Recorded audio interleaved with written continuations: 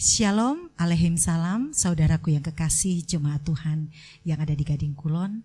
Kita berjumpa lagi dalam ibadah online.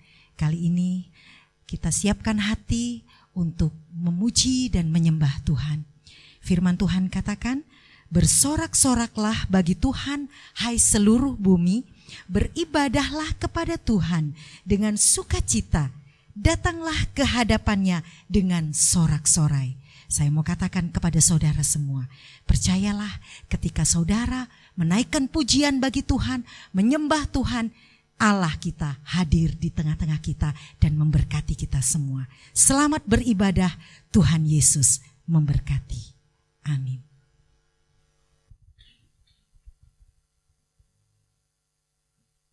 Shalom, selamat malam jemaat yang dikasihi oleh Tuhan. Kembali lagi pada malam hari ini, kita boleh beribadah kepada Tuhan. Kita boleh menyiapkan hati dan pikiran kita untuk sungguh-sungguh menyembah Tuhan pada malam hari ini. Tuhan, aku rindu. Tuhan, aku siap. Aku rindu Roh-Mu memenuhi hidupku. Dan Engkau boleh melawat kami, ya Tuhan. Terima kasih Yesus.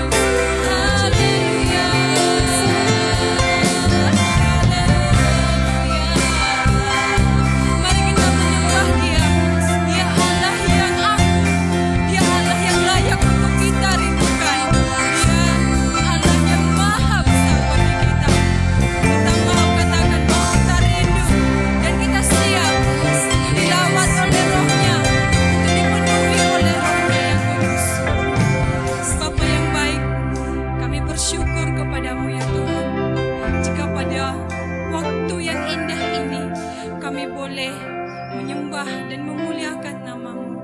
Biarlah kami boleh merasakan hadirat-Mu dan hati kami siap untuk menyembah Engkau, untuk memuliakan dan membesarkan Engkau Tuhan. Di dalam nama Tuhan Yesus Kristus kami berdoa dan kami bersyukur. Haleluya. Amin.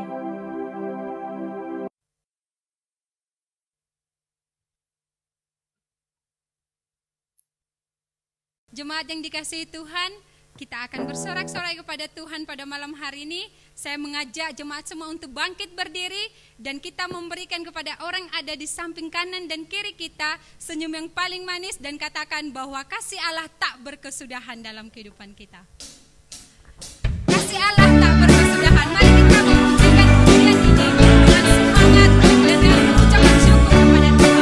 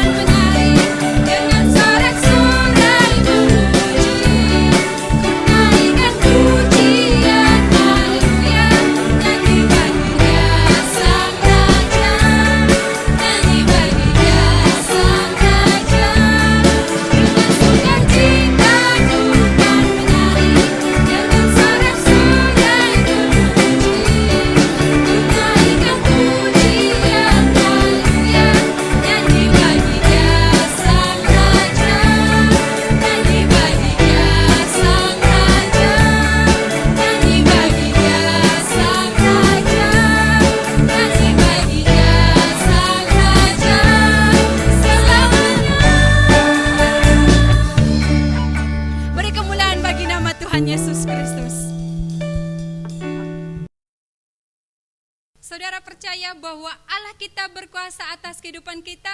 Mari kita mengangkat tangan kita dan katakan bahwa Allah berkuasa di bumi dan di surga. Biarlah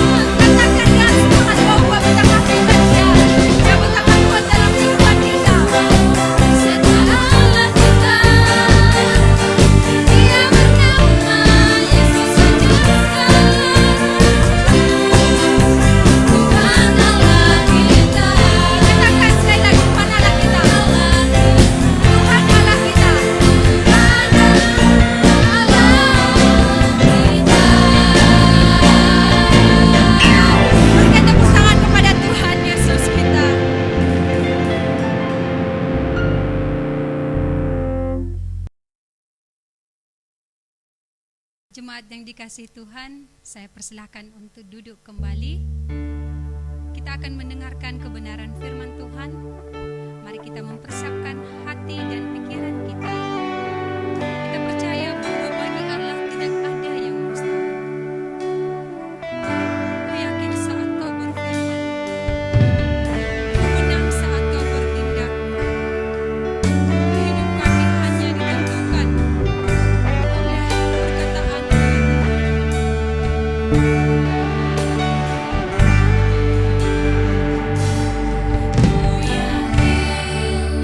Saat kau berfirman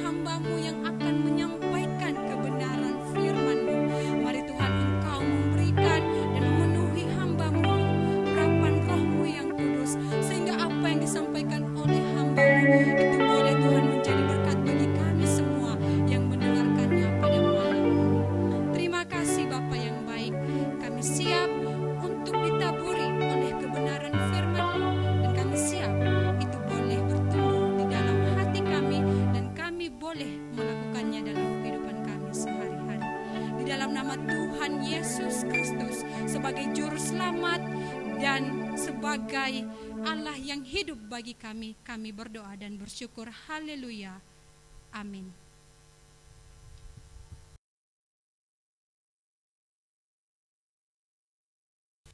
Puji Tuhan, tiba saatnya kita akan mendengar kebenaran firman Tuhan pada saat ini. Tema firman Tuhan adalah harta yang terpendam. Siapa yang senang dengan harta? Saya yakin Bapak Ibu, siapapun yang melihat, yang hadir saat ini di rumah masing-masing, pasti senang dengan harta. Siapapun mereka, bahkan itu yang sering kali orang cari. Nah, untuk itulah kita akan awali firman Tuhan saat ini sebagai ayat pokok kita di dalam Injil Matius pasal 13 ayat 44 sampai dengan ayat yang ke-45. Kita akan buka firman Tuhan ini, demikian bunyinya. Hal kerajaan surga itu seumpama harta yang terpendam di ladang, yang ditemukan orang, lalu dipendamkannya lagi. Oleh sebab sukacitanya, pergilah ia menjual seluruh miliknya, lalu membeli ladang itu. Demikian pula hal kerajaan surga itu seumpama seorang pedagang yang mencari mutiara yang indah. Setelah ditemukannya mutiara yang sangat berharga, ia pun pergi menjual seluruh miliknya, lalu membeli mutiara itu. Dua perumpamaan ini hampir sama kalau kita perhatikan. Semuanya dicari oleh begitu banyak orang. Semua diharapkan. Tetapi yang kita mau belajar pada saat ini adalah bagaimana sikap orang-orang ketika mereka menemukan harta ini. Nah, inilah yang kita mau contoh, inilah yang mau kita belajar di dalam kehidupan ini. Kita mulai di ayat yang ke-44. Dikatakan di sana, hal kerajaan surga itu seumpama harta yang terpendam di ladang. Ini adalah seorang kuli, pekerja bangunan, pekerja ladang. Tanpa diduga, tanpa disangka, seperti biasa dia bekerja, kemudian dia menemukan harta. Bisa harta karun, kalau di dalam terjemahan lain sesuatu yang bernilai, berharga, sesuatu yang seperti uang, yang terpendam, bisa koin emas, ataupun yang lain. Dan dia menemukannya di sana. Nah, ketika pekerja ini menemukan itu, dipendamkannya kembali. Dan dikatakan oleh firman Tuhan, oleh sebab sukacitanya, pergilah ia menjual seluruh miliknya, lalu membeli ladang itu. Jadi karena sukacitanya, gembiranya, bahagianya, karena apa yang ditemukan itu, membuat dia rela pergi meninggalkan ladang itu dengan sebuah rencana untuk membeli ladang itu. Berapapun harganya, berapapun yang harus dikeluarkannya. Bahkan firman Tuhan berkata, dia rela menjual seluruh miliknya demi ladang itu. Ada satu harga yang dibayar oleh pekerja ini. Karena dia melihat ada sesuatu yang bernilai. Ada sesuatu yang berharga, yang hendak diraih, yang hendak digapai di dalam kehidupannya. Nah, inilah tantangan yang seringkali menghadang kita. Apa yang harus kita lakukan untuk mendapatkan sesuatu? Mendapatkan sesuatu yang kita harapkan di dalam hidup ini. relakah kita menjual seluruh milik kita demi sesuatu yang kita rindukan, sesuatu yang kita temukan. Nah, kalau kita melihat di dalam Matius 13 ayat yang ke-38. Demikian firman Tuhan. Ladang ialah dunia. Jadi kata ladang ialah dunia. Itu adalah sebuah tempat di mana kita hidup, di mana kita tinggal. Nah, untuk itulah selama kita duduk di dunia, kita di ladang ini, kita harus berjuang, kita harus bekerja, kita harus berusaha. Presiden kita mengatakan sebagai sebuah tindakan dalam memimpin bangsa dan negara ini dengan satu slogan, kerja, kerja, dan kerja. Nah, dengan kerja itulah maka kita akan mendapatkan sesuatu. Demikian juga dengan apa yang dilakukan oleh pengerja ini. Sampai dia menemukan harta yang terpendam. Dia kerja, kerja, kerja.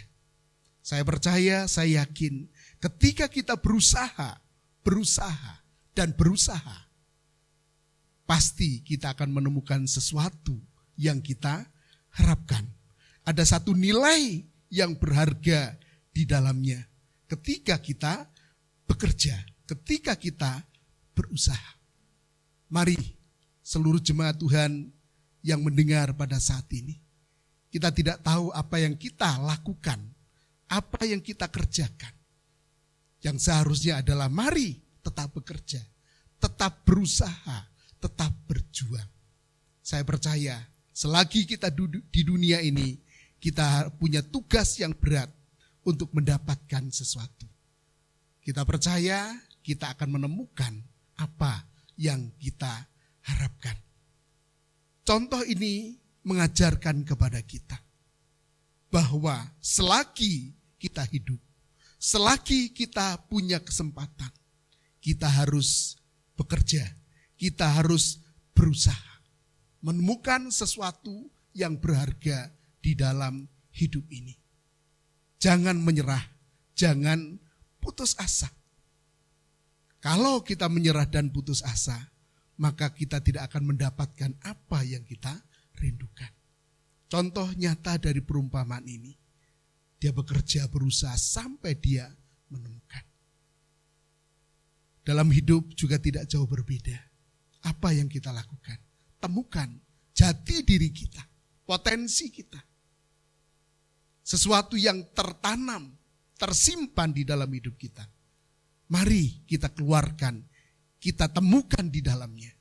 Dan mari kita lihat, karena itu semua akan membawa dampak yang luar biasa bagi kita. Kita akan menjadi orang-orang yang dikatakan di sini, oleh karena harta itu membuat dia sangat bersukacita, sangat bergembira. Nah, kegembiraan itu yang sangat berharga, yang sangat mahal ketika kita sudah mendapatkan. Selanjutnya, kita akan baca bersama-sama di dalam Injil Matius pasal 13 ayat yang ke-45. Demikian pula hal kerajaan surga itu, seumpama seorang pedagang yang mencari mutiara yang indah. Setelah ditemukannya mutiara yang sangat berharga, ia pun pergi menjual seluruh miliknya, lalu membeli ladang itu, membeli mutiara itu. Nah, di perumpamaan yang kedua ini memang tidak jauh berbeda. Tetapi orang yang mencari mutiara adalah orang yang berpengalaman, orang yang ahli, memang betul-betul berburu keindahan dari sebuah mutiara. Dia berkeliling kemana-mana untuk mendapatkan yang dia harapkan. Artinya dia berjuang, dia berusaha sampai dia menemukan sesuatu yang mana itu akan membuat dia bersukacita. Sesuatu yang berharga. Dan kalau kita lihat di ayat yang ke-46 dikatakan, setelah ditemukannya mutiara yang sangat berharga, ia pun pergi menjual seluruh miliknya lalu membeli mutiara itu. Artinya dia korbankan semuanya. Yang selama ini dia kumpulkan, yang selama ini dia perjuangkan, yang selama ini dia tabung demi sebuah mutiara yang menyukakan hatinya, yang menyenangkan dirinya. Dia tukar semuanya itu untuk dia mendapatkan. Nah, ini satu tanda bagi kita bahwa untuk mendapatkan sesuatu yang indah, ada kalanya kita harus berkorban. Dan untuk berkorban tidak mudah, bahkan tidak sedikit. Bahkan seluruh hartanya dikatakan di sini, dia tukarkan, dia jual demi sebuah mutiara. Karena dia akan mendapatkan kepuasan, dia akan mendapatkan kebahagiaan dengan adanya mutiara itu. Apa artinya bagi kita? Mari kita lihat bersama-sama di dalam Roma pasal 14 ayat yang ke-17.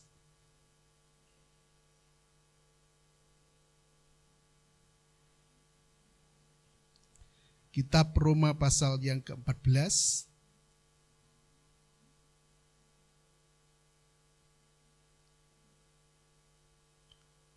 ayat yang ke-17.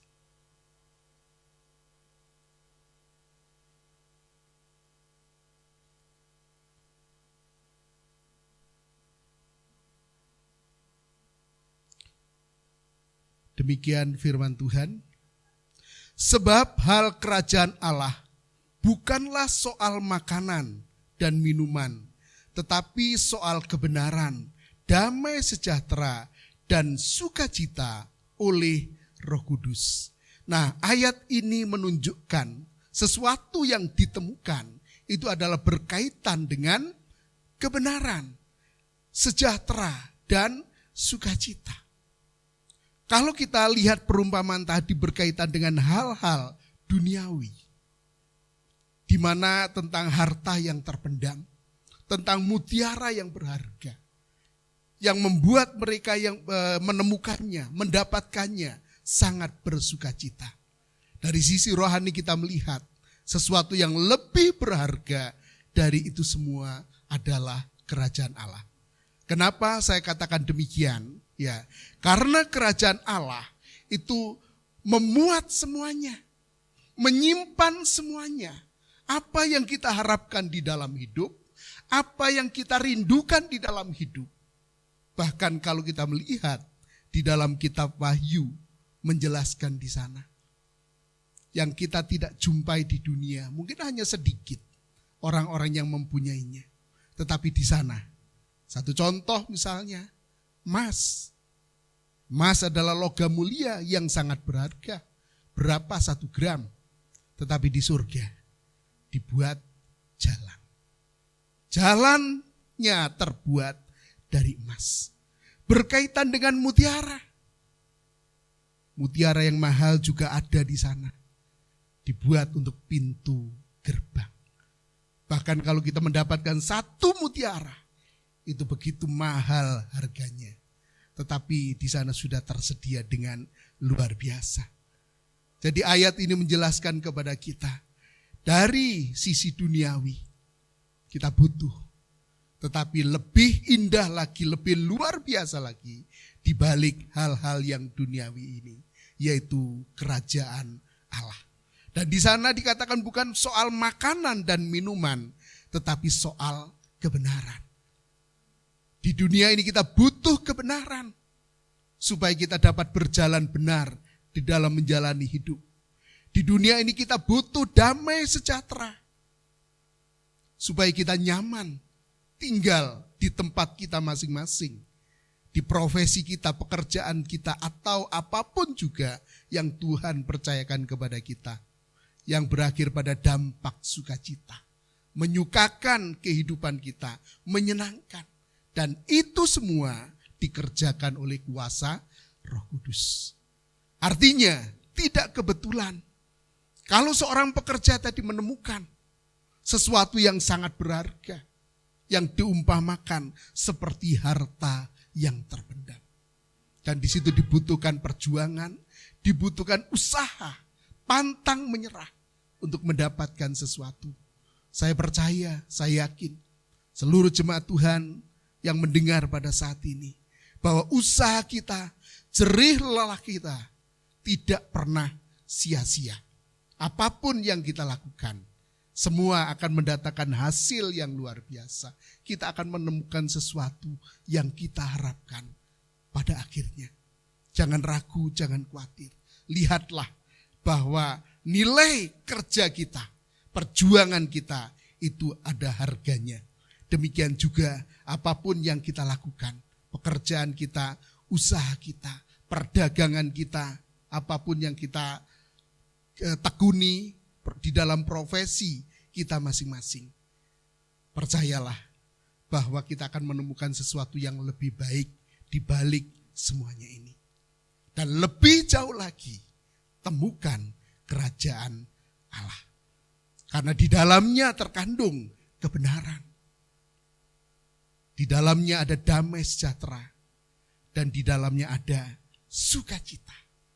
Itulah inti dari kehidupan yang kita cari di dalam dunia ini. Karena Yesus mengatakan di dalam Yohanes pasal 14 ayat yang ke-6. Injil Yohanes pasal 14.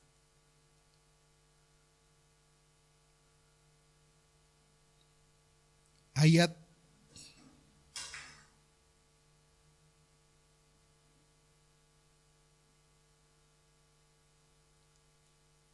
yang ke-6 kita akan lihat di sana.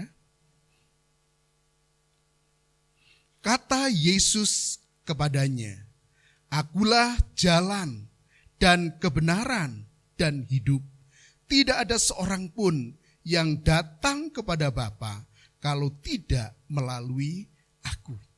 Ini Yesus yang mengatakan, Yesus yang menyatakan bahwa akulah jalan dan kebenaran dan hidup. Dan tidak ada seorang pun yang datang kepada Bapa kalau tidak melalui aku. Yesus katakan bahwa akulah jalan. Akulah kebenaran dan kehidupan. Kalau kita melihat harta dunia yang kita dapatkan, semua berakhir kepada kematian. Tetapi kalau kita mendapatkan Yesus di dalam hidup kita, itulah kehidupan. Itulah yang membuat kita bahagia. Itulah yang membuat kita sukacita. Itulah yang membuat masa depan kita lebih baik lagi dibandingkan saat-saat ini. Untuk itulah seluruh jemaat yang ada, mari kita tetap semangat. Kita tetap bekerja, berusaha, berjuang. Sehingga pada akhirnya kita menemukan kehidupan yang sejati, yaitu di dalam Yesus Kristus sebagai Tuhan dan Juru Selamat kita. Demikian firman Tuhan. Kita sudah mendengarkan firman Tuhan pada saat ini.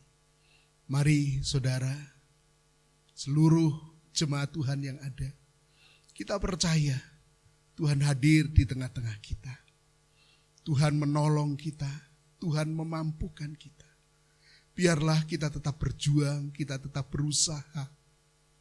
Apapun yang terjadi, sampai kita menemukan apa yang kita cari di dalam dunia ini. Dan firman Allah berkata, dan Yesus juga berkata, aku inilah jalan. Biarlah itu menjadi kebenaran kita. Di jalan itu kita nikmati dan kita jalani. Karena hanya di dalam Yesuslah yang menjanjikan masa depan, yang menjanjikan surga.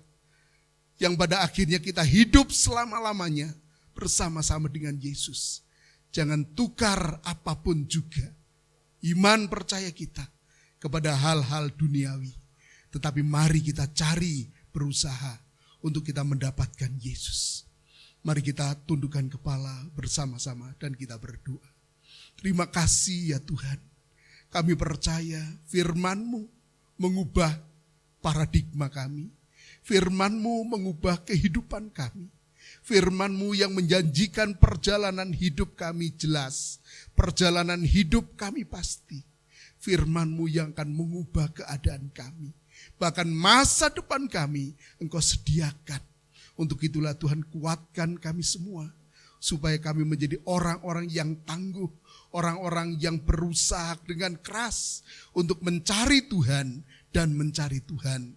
Di situasi apapun yang terjadi pada saat ini, biarlah Tuhan memampukan kami, menolong kami. Yang lemah kiranya Tuhan memberi kekuatan. Yang kehilangan semangat Tuhan beri semangat yang baru. Yang sakit Tuhan menjamah dan menyembuhkan. Yang berputus asa, di mana mereka dikuatkan kembali, dipulihkan harapannya. Sehingga kami boleh menikmati kebenaran yang dari Tuhan. Menemukan kembali apa yang terhilang di dalam kehidupan kami. Dan ternyata itu berharga bagi kami semua. Terima kasih Tuhan. Inilah yang menjadi doa dan ucapan syukur kami dan harapan kami. Kami percaya jemaat Tuhan akan dipulihkan, diperbarui kehidupannya. Dan harapannya tidak akan sia-sia. Bahkan harapan kepada Yesus tidak hilang begitu saja. Karena itu yang kami pegang, itulah yang kami ikat di dalam kehidupan kami, di dalam hati kami. Terima kasih ya Tuhan buat kebenaran firman-Mu. Di dalam nama Tuhan Yesus Kristus kami berdoa dan mengucap syukur. Haleluya.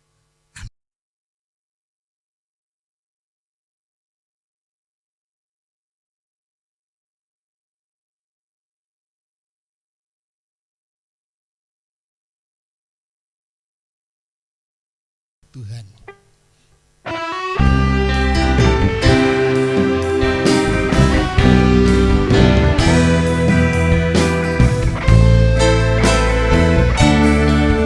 Mari kita berdiri bersama-sama.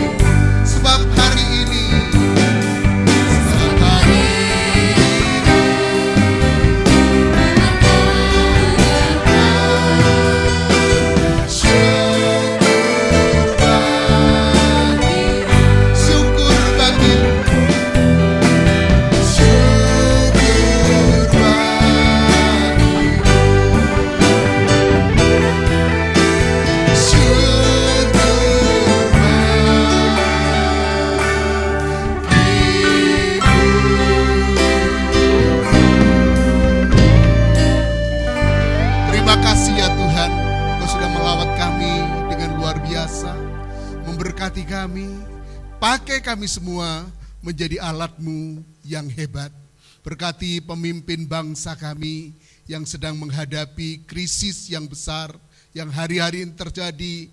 Kiranya Tuhan memampukan, menolong pemimpin-pemimpin kami untuk menyelesaikan persoalan bangsa ini dengan pertolongan dan kekuatan Tuhan, dan beri hikmat dan akal budi dari presiden, wakil presiden, gubernur, bupati, demikian juga pada tingkat-tingkat yang ada di desa. Tuhan pakai semua menjadi alat-Mu untuk bangsa dan negara kami. Mari kita kedangkan tangan bersama-sama di hadapan Tuhan. Saudaraku yang kekasih di dalam Tuhan, terimalah berkat yang besar dari Allah Bapa, kasih setia dari Yesus Kristus, pimpinan kekuatan di dalam kuasa Roh Kudus yang menyertai kita mulai saat ini sampai Maranatha, Tuhan Yesus datang kembali dan kita tetap setia. Semua yang diberkati Tuhan katakan amin.